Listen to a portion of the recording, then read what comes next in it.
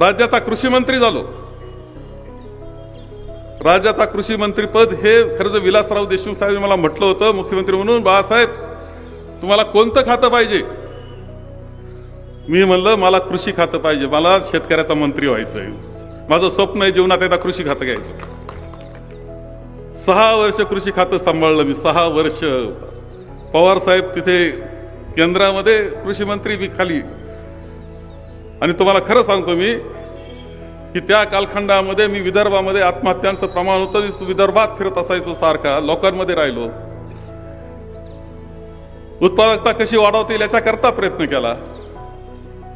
विद्यापीठांना सगळ्यात चांगली गती, सगळ्या कृषी विद्यापीठांना संशोधनाच्या क्षेत्रातली चांगली गती त्यामध्ये दिली. विलासराव देशमुखांचा खूप पाठिंबा माझ्या पाठीशी होता सगळ्या करण्याकरता.